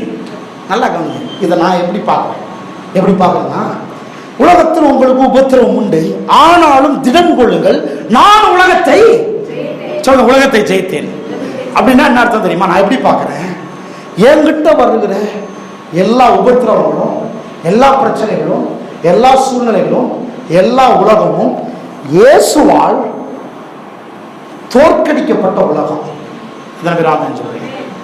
தோற்கடிக்கப்பட்ட சவால். சொல்லுங்க, தோற்கடிக்கப்பட்ட சவால். இயேசுவால் தோற்கடிக்கப்பட்ட பிரச்சனைகள். இன்னைக்கு நான் இதை சொல்லும் போது உங்க உள்ளத்துல எழுதி வச்சுக்கங்க. எல்லா பிரச்சனைகளும், எல்லா தேவைகளும், எல்லா சூழ்நிலைகளும் உங்கள்கிட்ட வரும்போது உங்களை ஜெயிப்பதற்காக வர்றது போல நீங்க பாக்குறீங்க. ஆனா இப்போ ஒரு பார்வை தரார். என்ன பார்வை? எல்லாம் தோற்கடிக்கப்பட்டவைகளாக வருகிறது. நீங்க என்ன சொல்றீங்கன்னா, எல்லாம் ஜெயாண்டிக்கா இருக்கு, ஆனா ஆண்டவர் சொல்றாரு, நான் தோற்கடித்தது அது. சரி, உதாரணத்துக்கு சாமண்ணா ப்ளீஸ் இங்க வரீங்களா? ப்ளீஸ், சாரி, தவறா எடுத்துக்க வேண்டாம். இப்போ எங்க 2 பேர்ல யார் ஜெயிப்பான்னு நீங்க நம்புறீங்க? நீங்க சிரிக்கிறதே தெரியுது. ஒரே கொட்டு கொட்டினாருன்னா நான் உட்காந்துரும். ஆமா இல்லையா? அவர் அவ்வளோ ஹைட்டா ஜாயிண்டிக்கா இருக்கு. ராமை, இப்போ எனக்கு பெரிய சவால். எவ்வளோ பெரிய மனுஷன் அவருக்கு, இது நான் ஒரு சவாலே கிடையாது. ஆமாவா இல்லையா? ஆனால் ஆண்டவர் சொல்றாரு, தோற்கடிக்கப்பட்ட நபராக நான் கொண்டு வந்திருக்கிறேன். இப்போ நான் அவரை பார்க்கும்போது எப்படி பார்க்கணும்? தோற்கடிக்கப்பட்ட நபர். ஆனா கண்ணில் பார்க்கும்போது எப்படி தெரியுது? ஐயோ, காலி. ஆமே. அப்போ இப்போ இவ்வளவு ராட்சச பலன் உள்ள, ஆரோக்கியம் உள்ள, சத்துவம் உள்ள ஒரு எதிராளி, இவ்வளவு பெரிய கடன், இவ்வளவு பெரிய சவால், இவ்வளவு பெரிய கோலியாத், இவ்வளவு பெரிய பிரச்சனை, வாட் எவர் இட் இஸ், உங்களுடைய பிரச்சனை இவ்வளவு பெருசு, நீங்க ரொம்ப சின்னதா தெரியுறீங்க. ஆண்டு சொல்றாரு, தோற்கடிச்சு அனுப்பி இருக்கிறேன். நான் கேட்கிறேன், இப்ப இவரை பார்த்து தோற்கடிக்கப்பட்ட ஆள் மாதிரியா இருக்கு? இல்ல. ஆனா ஏன் சொல்றாரு தோற்கடிச்சு அனுப்பி இருக்காங்க? எங்க தோற்கடிச்சிருக்கிறார்? எங்க தோற்கடிச்சிருக்கிறார்? இவரை தோற்கடிச்சிட்டாரு. இப்போ இவருடைய மனநிலை எப்படி இருக்கு? தோற்கடிக்கப்பட்ட மனநிலை. சரீரம் ராட்சச சரீரம், ஆனா உள்ள தோற்கடிக்கப்பட்ட மனுஷன். நல்லா கவனிங்க, ஜெயித்த உணர்வுள்ள மனுஷனை நீங்க ஒண்ணும் பண்ண முடியாது. தோற்கடிக்கப்பட்ட மனநிலை உள்ள ராட்சசனை பூன்னு ஊதுனீங்கன்னா விழுந்துருவான். ஆமாவா இல்லையா? ஏன்னா உள்ள தோல்வி, உள்ள மனமெல்லாம் தோல்வியின் மனம், உள்ள மனமெல்லாம் நம்பிக்கை இழந்தாச்சு. வாழ்க்கையை முடிச்சுட்டார் ஆண்டவரே. எல்லாம் இப்போ என்ன என்ன சொல்றது, முடிஞ்சு போச்சுன்ற எண்ணத்தில் இருக்கிறாரு. இப்போ நீங்க சும்மா தள்ளாலே போதும், ஆட்டோமேட்டிக்கா சாஞ்சிருவாங்க. ஆமாவா இல்லையா? தேங்க்யூ. இந்த ராட்சச உருவத்தை காமிக்கிறதுக்கு தான் கைத்தட்டி ஒரு ஆமேன்னு சொல்லுங்க. ஆமேன். உங்கள் வாழ்க்கையில நீங்கள் சந்திக்கிற எந்த ஒரு பிரச்சனையும் இயேசு தோற்கடித்து அனுப்புகிறார். சொல்லுங்க, தோற்கடிக்கப்பட்ட பிரச்சனை. நீங்க சொல்றீங்க, இல்லங்க இல்லங்க, நாளைக்கு நான் கொடுக்க போற பணம் எவ்வளவு பெருசு தெரியுமா? ஆண்டவர் சொல்றாரு, அது நீ பூண்டு ஊதும் காலில் வந்து விடும். ஏன் சொன்ன? ஏற்கனவே நான் தோற்கடித்து விட்டேன். சொல்ல, இயேசு தோற்கடித்து விட்டார். ஹல்லேலூயா. மனதளவில் தோல்வி அடைந்து போய் வருகிற எந்த ஒன்றையும் நீங்கள் எளிதாய், ரொம்ப கஷ்டப்படாம சொல்லுங்க, ரொம்ப கஷ்டப்படாம சொல்லுங்க, ரொம்ப கஷ்டப்படாம. ஏங்க அவர் ஜெயித்த உணர்வோடு இருந்தாதான் எனக்கு ரொம்ப பெரிய கஷ்டம் அவரை சமாளிக்கிறது. தோல்வி அடை ஓ லார்ட், பிசாச கர்த்தர் உங்களுக்கு கொண்டு வரும்போது, வியாதி கொண்டு வரும்போது, சாபங்களை கொண்டு வரும்போது, பிரச்சனைகளை கொண்டு வரும்போது, இயேசு என்ன சொல்லி கொண்டு வராரு? தோற்கடிக்கப்பட்ட உலகம், தோற்கடிக்கப்பட்ட உபத்திரவம், தோற்கடிக்கப்பட்ட பிரச்சனை, தோற்கடிக்கப்பட்ட சவால், தோற்கடிக்கப்பட்டவைகள். நீ அதை பார்க்கிற விதம் மாற வேண்டும். அதான் முக்கியமே, பார்க்கிற விதம் மாறணும். இது என்னத்த பெருசு? ஒரு முறை சிங்கம் வந்தது, ஒரு முறை கரடி வந்தது, இவன் அதோட அதை போலவே இருப்பான். எத்தனை பேர் ஆமென் சொல்றீங்க? காலைல வேலைக்கு போகும்போது அப்படிதான் பார்க்கணும். நான் எத்தனையோ பார்த்து வந்துட்டேன், எல்லாத்தையும் ஜெயிச்சிருக்கேன். இது தோற்கடிக்கப்பட்ட சொன்ன தோற்கடிக்கப்பட்ட அப்படின்னா அர்த்தம் இயேசுவால முடிக்கப்பட்ட பிரச்சனைகள், இயேசுவால முடிக்கப்பட்ட காரியங்கள். ஏன் சொல்றாரு? எல்லாத்தையும் நான் தோற்கடிச்சிட்டேன். ஆமென். விசுவாசிக்கிறீங்களா? அப்புறம் என்ன பண்ணுது? நமக்குள்ள ஒரு சரியான விசுவாசத்தை தருது, சரியான நம்பிக்கையை தருது. அப்புறம் என்ன பண்ணுது? அந்த விசுவாசத்துக்கு எதுவான கிரியைகளை நம்முடைய வாழ்க்கையில் செய்து முடிக்கிறது. ஆமென். மூன்றாவது, இதை மட்டும் சொல்லி முடிக்கிறது. இந்த எண்ணம் மாற்றப்படுதல் என்பது நமக்குள்ள என்னத்தை கொண்டு வருதுன்னா, வாக்குத்தத்தத்தில் சொல்லப்பட்டிருக்கிற ஆசீர்வாதங்களை சுதந்திரிப்பதற்காக நம்முடைய எண்ணங்களை வளர்ச்சி அடையப்படுகிறது. என்ன செய்யுது? வளர்ச்சி அடையப்படுது. ஆமென். ஒருவேளை ஒரு நபருடைய எண்ணங்கள் மாற்றப்படாமல், வளர்ச்சி அடையாமல், வாக்குத்தத்தத்துக்குள்ள இருக்கிற ஆசீர்வாதங்களுக்கு கொண்டு போய் அந்த நபரை நேரடியாக விட முடியாது. It's very very important. இதை தான் நான் சொல்லணும். ரொம்ப முயற்சி எடுக்க 2 காரியம் நடக்கும். ஒன்று, நம்முடைய எண்ணங்கள் மாற்றப்படாமல் ஆசீர்வாதத்தை நம்முடைய கைகளில் கொடுத்தால் அங்கே என்ன நடக்கும்? அந்த நபர் அந்த ஆசீர்வாதத்தின் மேல் எஜமானாகிறாமல் அந்த ஆசீர்வாதம் அந்த நபரின் மேல் எஜமானாகிவிடும். Very very important principle. நான் சொல்ல புரியுதா உங்களுக்கு? எண்ணம் மாற்றப்படாமல், எண்ணம் வளர்ச்சி அடையாமல் ஆசீர்வாதங்கள் நம்ம கையில தேவன் கொண்டு வந்து கொடுத்தால் என்ன நடக்கும்? ஆசீர்வாதங்களுக்கு நாம் எஜமானாகாமல் ஆசீர்வாதங்கள் நமக்கு எஜமானாகிவிடும். இன்னைக்கு நிறைய பேருடைய பிரச்சனை அது நமக்கு எஜமான் கிடையாது, நம்மளே எஜமானா இருக்கணும். அப்ப கர்த்தர் என்ன பண்றாரு? டீல் பண்ணும்போது அங்கிருந்து டீல் பண்ணி பொருளை நம்ம கிட்ட கொண்டு வரதில்லை. நீ எப்படி வேணாரு நான் பொருளை கொண்டு வந்துறேன், நீ எப்படி வேணாரு ஆசீர்வாதத்தை கொண்டு வந்துறேன்னு கர்த்தர் பண்றது இல்லை. கர்த்தர் என்ன பண்றாரு? நீ அது வர்றதுக்குள்ளார நீ எஜமானாய் மாறு, நீ தலைவனாய் மாறு, நீ ஆளுகிறவனாய் மாறு. சொல்ல ஆளுகிறவனாய் மாறு. ஆமா, அதை நீ சுதந்திரிக்க வேணும் என்றால் நீ தலைவனாய் மாறு, நீ எஜமானாய் மாறு, நீ மேல இருக்கணும்.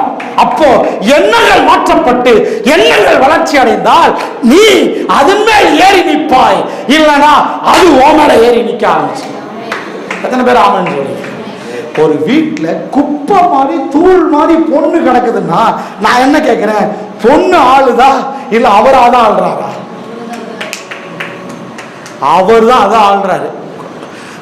உள்ள வெளியில இருந்து உள்ள வருவாங்க. சார் என்ன சார் 500 நோட்டு கட்ட இது டீப்பாய் மேல போட்டு வச்சிருக்கீங்க அப்படின்னா என்ன அர்த்தம்? அது ஒன்னு ஆளுது, நான் அதை ஆளுகிறேன். அது அங்கதான் கிடக்கும். அது ரொம்ப பெருசு கிடையாது, நான் தான். மனதுல கடவுள் என்னத்தை ஏத்துறாரு? உனக்கு மேல நான் மட்டும் தான் இருக்கணும், சகலம் உனக்கு கீழே இருக்கணும். பணமா, பொண்ணா, பிளாட்டினமா, வெள்ளியா, நீங்க 100 கோடி உங்க அக்கௌண்ட்ல வந்து விழுன்னு சொன்ன உடனே உங்களுக்கு மயக்கம் வருதுன்னா அது எஜமானா இருக்குன்னு அர்த்தம். 1000 கோடி அக்கௌண்ட் வந்து விழுந்தோன்னா சரி வந்துட்டு போகுது அப்படின்னு இருக்கிறீங்கன்னா நீங்க எஜமான. கைத்தட்டி ஒரு ஆமென் போடுங்க. ஆமென். கர்த்தர் அந்த மனநிலைக்கு உங்களை என்னை கொண்டு வருகிறார். என் காரை பாரு, என் பில்டிங்கை பாரு, என் பணத்தை பாரு, என் நகையை பாரு, இது இல்லை. அதனாலதான் வசனம் முடியும் போது சொல்லுது, கர்த்தரே உனக்கு சொக்க தங்கமாய் கை தட்ட மாட்டேன். அவர்தான் எனக்கு மனமகிழ்ச்சி, அவர்தான் எனக்கு மேல, அவர்தான் எனக்கு தலை, அவர்தான் எனக்கு எல்லாமே, அவர் மட்டும் தான் எனக்கு பெருசு. குப்பை என் ஷூக்கு கீழே இருக்கும் பொண்ணு. சொல்லுங்க ஆமென். ஆற்று கற்களை என்ன பண்ணுவீங்க? ஆற்று கற்களை தூக்கி பாக்கெட்ல வச்சுட்டு வருவீங்களா? இல்ல, ஆற்று கற்கள் மேல் ஏறி நடந்து போவீர்கள். கர்த்தர் சொல்றாரு, உன் காலுக்கு கீழே இருக்க வேண்டும் பொன்னும் வெள்ளியும் பணமும். எப்போ அந்த மனநிலை வருதோ அப்பதான் கர்த்தர் பார்ப்பாரு, பரவாயில்ல எஜமான் ஆயிட்டான், இவன் வேலை எல்லாத்தையும் கொடுக்கலாம். ஆமென். எத்தனை பேர் ஆமென் சொல்றீங்க? சொல்லுங்க நான் தான் எஜமான். சொல்லுங்க நான் தான் எஜமான். எஜமான்கிட்ட போய் நான் தான் எஜமான் இல்லை, நான் தான் எஜமான். பொண்ணுக்கும் வெள்ளிக்கும் நான் தான் எஜமான், பொருட்களுக்கு நான் தான் எஜமான். அதனாலதான் உங்க இருதயத்து வரைக்கும் பொருளை கொண்டு போகாதீங்க, பொண்ணை இருதயத்துக்கிட்ட கொண்டு போகாதீங்க, வெள்ளியை இருதயத்துக்கிட்ட கொண்டு போகாதீங்க, சொக்கத்தங்கம் இருதயத்துக்கிட்ட கொண்டு போகாதீங்க. எல்லாத்தையும் தூரத்துல வச்சு இருதயத்துல தேவனை வைங்க. நீங்கள் எல்லா பொருளுக்கும் தேவனாய் இருப்பீர்கள். எல்லாத்தையும் நீங்க ஆண்டு கொள்ளுவீர்கள், நீங்க எல்லாத்தையும் ஆண்டு கொள்ளுவீர்கள். அது உங்களை ஆண்டு கொள்ள கூடாது. ஓ, வளர்ச்சி அடையாத மனம் உள்ளவர்கள் அதனால் ஆளப்படுகிறார்கள். அதை தூக்கி ரொம்ப பெருசா பார்க்கறாங்க.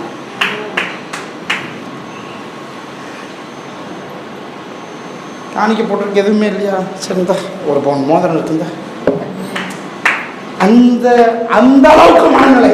நான் சொல்றது நீங்க போடுங்க போடாம அது வேண்டாம், மனநிலையை சொல்றேன். இல்லைங்க காணிக்க போட்டிருக்கு அவ்வளோ பணம் இருக்குங்க, ஆனால் நான் அதை போட விரும்பலைங்க, இந்த ஒரு பவுன் 2 பவுன் நகையை காட்டி போட விரும்புகிறேன். கச்சரை கணம் பண்ண நீங்க எப்போ அந்த மனநிலைக்கு வர்றீங்களோ அதுதான் மன வளர்ச்சி அடைவது, எண்ணங்கள் வளர்ச்சி அடைவது. கடவுள் எனக்கு பெரியவர், குப்பை மாதிரி கத்தற்காய் போட்டு வச்சிருக்கிறாரு, ஆற்று கற்கள் மாதிரி போட்டு வச்சிருக்கிறாரு. இது என்னத்தை மனம் வளர்ச்சி அடைந்தால் தான் கர்த்தருடைய ஆசீர்வாதத்தை நாம் சுதந்திரித்து அதுக்கு எஜமானா இருக்க முடியும். ஏங்க வாக்குத்தத்தை சுதந்திரிப்பது பெருசு இல்லை. நிறைய பேருடைய வீட்டில் வாக்குத்தத்தம் இருக்குது, ஆனா அது அவங்கள ஆண்டுகிட்டு இருக்கு. ஆசீர்வாதங்கள் வந்துருச்சு, அது அவங்கள ஆண்டுகிட்டு இருக்கு. ஏன்னா ஆசீர்வாதங்கள் அடைந்த வளர்ச்சி அளவுக்கு கூட அவருடைய மனம் வளர்ச்சி அடையல. எத்தனை பேர் ஆமென் சொல்லுங்க? எத்தனை கோடி வந்தாலும் அது எனக்கு பெருசு கிடையாது, கடவுள் தான் எனக்கு பெருசு. அதெல்லாம் என் காலுக்கு கீழே. இந்த மனம், இந்த அளவுக்கு மனம் வளர்ச்சி அடைய வேண்டும். அப்பதான் நாம எஜமானா இருப்போம், அதை ஆண்டு கொள்ளுவோம். இல்லை மன வளர்ச்சி அடையலைன்னா அது எஜமானா இருந்து நம்மளை ஆண்டுக்கும். சரி, ரெண்டாவது ஆசீர்வாதங்கள் மனுஷனுக்கு எஜமான இல்லை, மனுஷன் தான் ஆசீர்வாதங்களுக்கு சுதந்திரங்களுக்கு எஜமான. ரெண்டாவது இந்த எண்ணங்கள் போகுது எதுக்கு தெரியுமா? வார்த்தை போய் எண்ணங்களை தருது எதுக்குன்னா, இந்த எண்ணம் மனம் புதிதாக வளர்ச்சி அடையாமல் அறிவில்லாது இருக்கிறதுனாலேயே அந்த நபர் தனக்கு வருகிற சில ஆசீர்வாதங்களை மிஸ்யூஸ் பண்ண ஆரம்பிக்கிறாங்க, துஷ்பிரயோகம் பண்ண ஆரம்பிக்கிறாங்க. அவங்களுக்கு எதுக்கு வந்துச்சுன்னே தெரியல. அது நான் எப்போவுமே சொல்கிற ஒரு காரியம். நான் பைபிள் காலேஜ் படிக்கும்போது எங்கள் டேரக்டருடைய சர்ச்சுக்கு என்ன மினிஸ்ட்ரி, ப்ராக்டிக்கல் மினிஸ்ட்ரிக்கு அனுப்புவாங்க. அப்போது போகும்போது அப்போவும் நல்லா தான் பேசுவேன், நான் பிரசங்கம் பண்ணுவேன், நல்லா பாட்டு போடுவேன், எல்லாம் பண்ணுவேன். அப்போது ஒரு சிஸ்டர் அந்த சர்ச்சுக்கு வந்தவங்க என் கையில் ஒரு 100 ரூபா காணிக்கை கொடுத்தாங்க. ஆக்சுவலாக ஸ்டூடெண்ட்ஸுக்கு வந்து காணிக்கை கொடுக்கக்கூடாது, காணிக்கை வாங்கக்கூடாது. இவங்க பாஸ்டருக்கு தெரியாமல் இருந்தாங்க 100 ரூபா காணிக்கை. 100 ரூபான்னு சொல்ல இருந்தாங்க காணிக்கைன்னாங்க. நாங்கள் வேண்டாம் நீங்கள் பெட்டியில் போடுங்க அப்படின்னு. அவங்க நான் இல்லை உங்களுக்காக அப்படின்னாங்க. சரின்னு நான் வாங்கிட்டு நான் ஆண்டவர்கிட்ட அங்கே பெரம்பூர்லேருந்து வேலப்பஞ்சாவடி வரைக்கும் பேசிக்கிட்டே வரேன். ஆண்டவரை எதுக்கு இந்த 100 ரூபா? நான் கேட்கவே இல்லையே, எனக்கு தான் எதுவுமே தேவையா இல்லையே, எதுக்கு இந்த 100 ரூபா? எதுக்கு 100 ரூபான்னா ஆவியானவர் உணர்த்துறாரு, அதை பத்திரமா வச்சுக்கோன்னு வச்சிரு. அப்போது வச்சிருன்னு சொன்ன உடனே எனக்கு ஷாக் ஆகிடுச்சு, ஏதோ ஒரு பர்பஸ் அப்படின்னு. 100 ரூபாய் பத்திரமா வச்சுக்கிட்டேன். இது வந்து வெள்ளிக்கிழமை நடந்தது, சனிக்கிழமை வச்சுருக்கேன். பசங்க எல்லாம் போய் அந்த ஏரியாவில் நல்லா பானிபூரி கிடைக்கும், காளான் கிடைக்கும், பசங்க சாப்பிட்றாங்க. என்கிட்டையும் காசு இருக்குது, போய் சாப்பிடணும்னு தோணுது, வச்சுக்கோன்றாரு கருத்து. சரி, அப்புறம் பசங்களோட போனால் வாங்கி கொடுப்பாங்க, பசங்களோட சாப்பிட்டேன். ஆனால் நான் கொடுக்கல, பத்திரமா வச்சுருங்க. சனிக்கிழமை போச்சு, ஞாயிற்றுக்கிழமை போச்சு, திங்கக்கிழமை காலையில் கிளாஸுக்கு நான் தான் என் கிளாஸ் லீடர், டிப்ளமோவில் செகண்ட் இயரில். அவர் செகண்ட் இயர் லீடர் வர, நான் ஃபஸ்ட் இயர் ஸ்டூடெண்ட். அப்போது செகண்ட் இயர் லீடர் வந்து முத்துமார் கொஞ்சம் பசங்கள்கிட்ட நான் கொஞ்சம் சில விஷயங்கள் அனௌன்ஸ் பண்ணணும் அப்படின்னு. சரி வாங்கன்னு சொல்லி சொன்னேன். அவர் சொன்னார், அவர் நான் ஒரு புஸ்தகம் எழுதியிருக்கிறேன், அந்த புஸ்தகத்துக்காக நீங்கள் ஜெபிக்கணும்னு சொல்லி ஒரே ஒரு விஷயத்தை நான் சொல்ல விரும்புகிறேன் அப்படின்னு சொல்லிட்டு ஒரு சின்ன புஸ்தகம், இந்த 1000 ஸ்தோத்திர பலிகள் மாதிரி 1000 துதி பலிகள்னு சொல்லி நான் எழுதியிருக்கிறேன். ஸோ அதனால் இந்த புஸ்தகத்துக்காக கர்த்தர் வந்து பண தேவைகள்லாம் சந்திக்கணும்னு சொல்லி ஜெபம் பண்ணி ஏன்னு பேசிக்கிட்டு இருக்காரு. 100 ரூபாய் அடிக்குது. ஆவியான சொல்கிறாரு, அதை அவன் கையில் கொடுன்றேன். அப்புறம் ஆவியான கையில் கொடுன்னு சொன்ன உடனே சரி எல்லாரும் நான் கொடுக்குறதுக்கு எனக்கு ஒரு தயக்கம். 100 ரூபாய் தானே, எப்படி போய் கொடுக்குறதுன்னு இவர் சொல்லிவிட்டு முத்துக்குமார் ஜெபம் பண்ணுங்க, நான் ஜெபம் பண்ணி முடிச்சு அவர் கீழே போனார். கீழே போனோடனே அவர் கிளாஸில் போய் இந்தாங்க அந்த புஸ்தகத்துக்கு ஃபஸ்ட்டு சீடு என்னுடையது அப்படின்னு கொடுத்தேன். அப்படி தாரையாக அழுதுட்டாரு. அழுத உடனே ஏன் அழுறீங்க ரூபன் அப்படின்னா, அவர் சொன்னார், இந்த புஸ்தகத்தை எழுதி இது உண்மையாலுமே கடவுள் எனக்கு கொடுத்தது தானா, இது போய் சேருமா, மக்கள்கிட்ட ரீச் ஆகுமா, இது உண்மையாலுமே ஆண்டவர் கொடுத்த ஒரு தரிசனம் தானா அப்படின்னு செக் பண்ணுறதுக்காக ஆண்டவர்கிட்ட நான் ஜெபம் வந்தேன். இப்படி போய் சொல்லுவோம், ஆண்டவரே யாராவது ஒருத்தர் ஒரு சின்ன காணிக்கை கொடுத்தா நீர் தான் இதை எழுத வைத்தீர்ன்றதை நான் நம்பிக்கிறேன்னு ஒரு சவால் விட்டுட்டு கீழே இறங்கினேன். உண்மையாலுமே கர்த்தர் தான் இதை எழுத சொல்லியிருக்கிறாரு, இதுக்கு அற்புதமான ஒரு காரியங்கள் நடக்கும்ன்றதை நான் இதன் மூலமாக விசுவாசிக்கிறேன். பாருங்க, அப்போ ஆவியானவர் சொன்னார், இது உனக்காக நான் இதை உங்க கையில் கொடுக்கல, இதை இவனுக்கு போய் சேரும்படியாக கொடுத்தேன். அப்படி அது என்னை விட்டு அவர்கிட்ட போனதுக்கப்புறம் தான் எனக்கு ஒரு பெரிய சந்தோஷம். எதுக்கு சொல்ல வரேன், இல்லைன்னா என் பணத்தை எனக்கு கையில் கொடுக்கப்பட்ட இன்னொருத்தருடைய பணத்தை நான் துஷ்பிரயோகம் பண்ணியிருப்பேன்.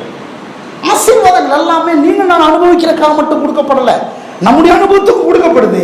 ஆனால் கர்த்தர் உங்கள்கிட்ட ஒன்றை கொடுக்கும் போது அல்லது உங்களோடு தொடர்ந்து ஒரு காரியத்தை பேசிக் கொண்டிருக்கும் போது எப்ப தூக்கி அதை நீங்கள் அனுபவித்துக் கொண்டிருக்கிறீர்களோ அங்கே நீங்கள் துஷ்பிரயோகம் பண்ணி கொண்டிருக்கிறீர்கள். ஆசீர்வாதம் தான் பிரதர், உங்ககிட்ட இருக்கிறது தான், நீங்க தான் வாங்கினீங்க, நீங்க தான் எல்லாத்தையும் பண்ணிட்டு இருக்கிறீங்க. ஆனா கர்த்தர் உங்ககிட்ட சொல்லி ரொம்ப நாள் ஆச்சு, இது அவனுக்கு கொடு, அவனுக்கு கொடுக்கணும், அவனுக்கு கொடுக்கத்தான் அவனுக்கு கொடுத்தேன், நீ வச்சிரு. நல்லா கவனிங்க, இதோட முடியல கதை. இதை கொண்டு போய் கொடுத்த உடனே நான் விடுதலையானது மட்டும் இல்ல, ஆசீர்வாதத்தின் மேல நான் எஜமானாய் மாறுகிறேன். 100 ரூபாயில நீங்க எஜமானா இல்லைன்னா எப்படி ஆண்டவர் உங்களுக்கு 5000 10,000 கோடிகளை கொடுக்க முடியும்? கர்த்தரை எப்படி நம்ப முடியும்? நீங்க நானும் கர்த்தரை நம்புவது எளிது, ஆனால் கர்த்தர் எப்படி நம்மை நம்ப முடியும்? ஒரு நாள் வந்துச்சு அதே வருஷத்துல அந்த வருஷத்துல நான் ஒரு புத்தகத்தை எழுதி முடிக்கிறேன். அப்போ அந்த புத்தகத்தை ரிலீஸ் பண்றதுக்கு நல்லா கவனிங்க, அந்த புத்தகத்தை ரிலீஸ் பண்றதுக்கு நான் அப்பவே முதல்ல இந்த மேகசின்லாம் எழுதுவேன். அவருக்கு சொன்னேன், பாஸ்டர் இப்படி ஒரு புக் எழுதி இருக்கிறேன். உடனே அவர் ஒண்ணுமே சொல்ல, அவர் அந்த காப்பி எல்லாத்தையும் எனக்கு அனுப்பிவிடு அப்படின்னாரு. நான் அனுப்பிச்சேன். அனுப்புன அடுத்த வாரத்துல என்னுடைய புத்தகத்துடைய ராப்பர் ரெடியாக வந்துருச்சு. நான் ஒரு பைசா செலவு பண்ணேன். ராப்பர் எழுப்புதல் தீ உனக்குள் பற்றுவதை போது ராப்பர் ரெடியாக வந்துருச்சு. முதல் கொரியர் கொடுக்குறாங்க. திறந்து பார்க்குறேன், என் புக்கு ராப்பர், முதல் புக்கு ராப்பரை பார்க்குறேன். அப்படி ஐயோ இன்னைக்கும் மேலே இருக்கு, போய் பாருங்க அந்த புக்கை, என்னுடைய ஃபர்ஸ்ட் புக் அது ராப்பர் ரெடியாக வந்துருச்சு. அப்புறம் அவர் சொன்னாரு, அந்த புக்கு காப்பியெல்லாம் எனக்கு அனுப்பிவிடுனாரு. அது அனுப்பிவிடுன்னு சொல்ல, நான் ரயில்வே ஸ்டேஷன் சென்ட்ரல்லேருந்து நாகர்கோவில் போக போகிறேன், நீ தயவுசெய்து என்கிட்ட எப்படியாவது கொண்டு கொடுத்துரு, பிரின்சிபால்கிட்ட கேளு, நான் சொல்லியிருக்கேன் முத்துக்குமாரை மட்டும் அனுப்பிவிடுங்கன்னு சொல்லியிருக்கிறேன். டேரக்டரும் வராரு, அவர் வர்றதுக்குள்ள நீ கொடுத்துட்டு போயிருங்க. பயங்கர பிளான் போட்டு இவர் பிரின்சிபால்கிட்ட போய் சொல்லிட்டு 4 மணிக்கு எழுந்து போய் நோட்டை கொண்டு போய் கொடுக்குறேன். அடுத்த வாரத்தில் புக்கு ப்ரூஃபாக எனக்கு சேர்ந்துருச்சு. 1 ரூபாய் செலவு பண்ணல.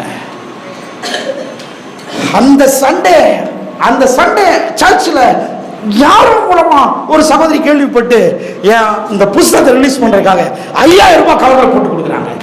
ஹலோ, 100 ரூபாயில நீங்க சரியா இல்லைன்னா உங்களுக்காக செயல்பட வேண்டிய லட்சங்கள் கோடிகளை எப்படி திருப்புறது?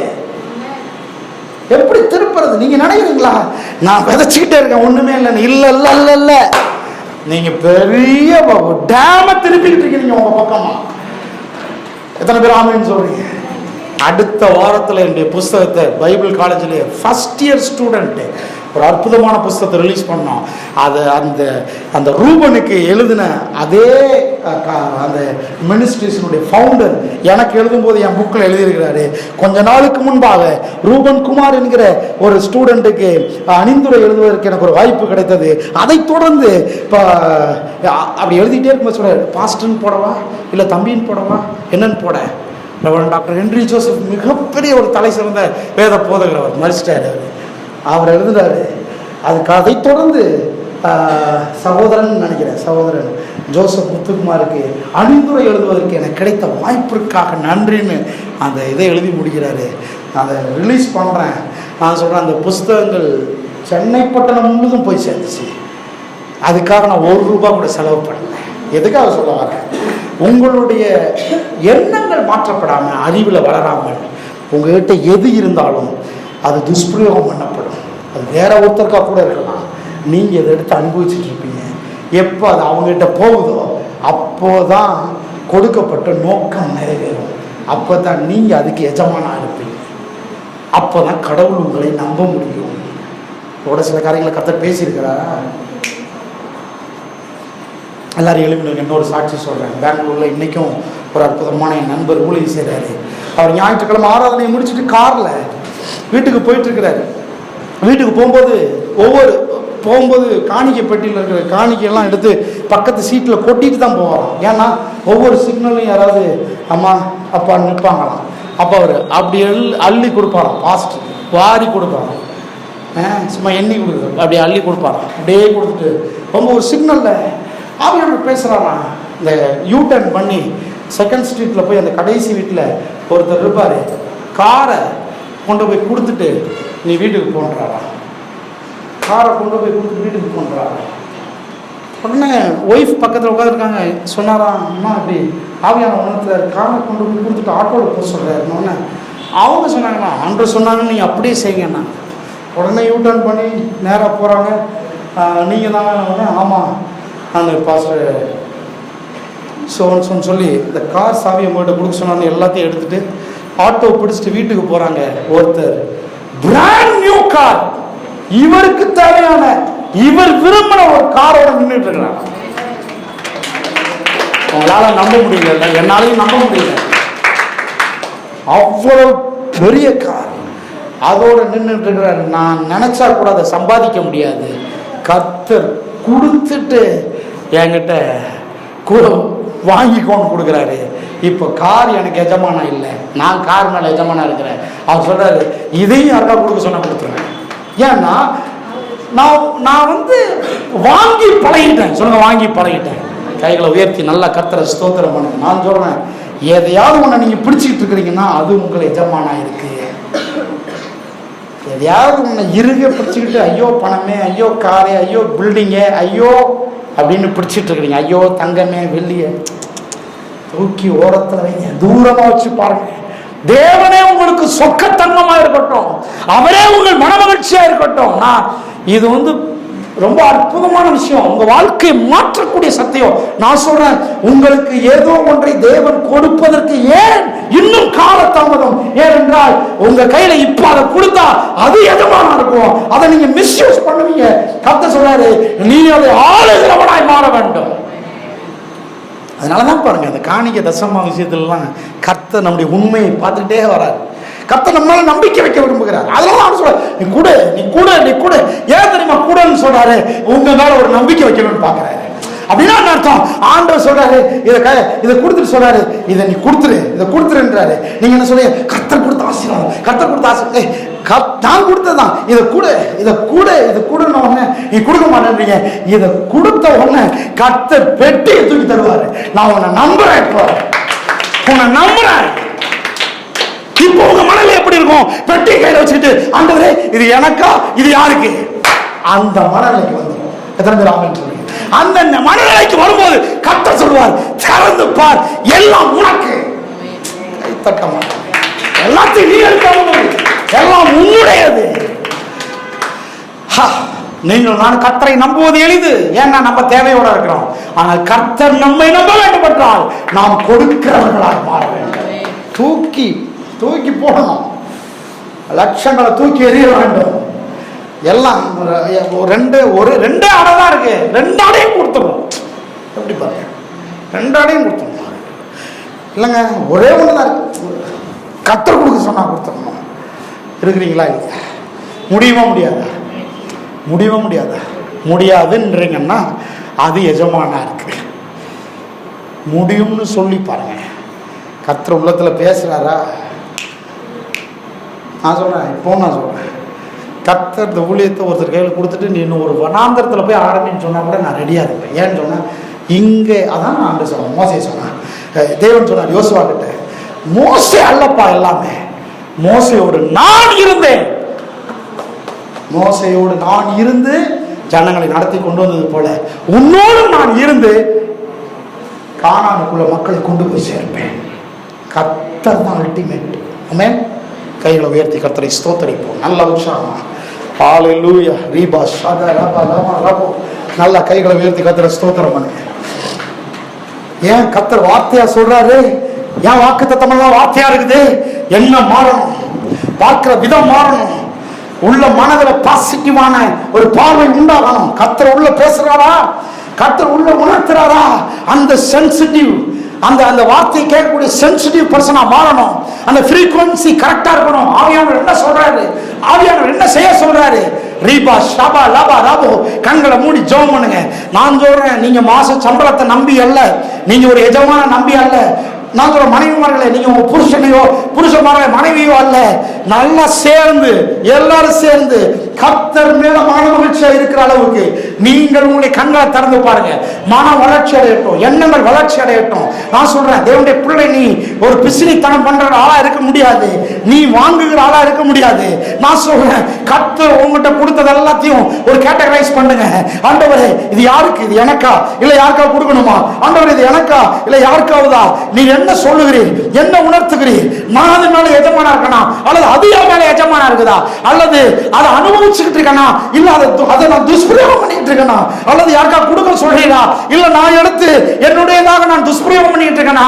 ஆண்டவரை பார்த்து கேளுங்க, ஆண்டவரே, என்னுடையதல்லாத அல்லது உம்முடைய ஆசீர்வாதத்தை நான் சரியாய் அனுபவிக்கும்படியாக, நான் அதன் மேல எஜமானா இருக்கும்படியாக என் அறிவு வளரட்டும், எண்ணங்கள் வளரட்டும், மனம் மறுரூபமாகட்டும். கைகளை உயர்த்தி ஆண்டவரை பார்த்து கேளுங்க. ஆமென். ரீமா ஷவா லபா ரபா. ஒரு சின்ன பொருளையே கட்டி பிடிச்சிக்கிட்டு கர்த்தர் சொல்லி கொடுக்க மாட்டீங்கன்னா எப்படி நாடுகளுக்கு கடன் கொடுக்குற அளவுக்கு உங்க அக்கௌண்ட்டை நிரப்புறது? யோசித்து பார்க்குறீங்களா? எப்படி 10 கோடியை நிரப்புறது? இன்னொருத்தருடைய பணம் ஒரு 1000 ரூபாயை நம்ம திருடுறோம்னு சொன்னா எப்படி சார் உங்க அக்கௌண்ட்ல கர்த்தர் 1000 கோடியை போடுறது? அதான் சொன்ன, கொஞ்சத்துல நீ உண்மை இல்லைன்னா அப்படின்னு அர்த்தம் அது எஜமானா இருக்குப்பா, நீ எஜமானா இல்லையே. அது உன்னை திருட வைக்குது, அது உன்னை நாட வைக்குது, அது உன்னை இருதயத்துக்கு நெருக்கமா பிடிக்க வைக்குது.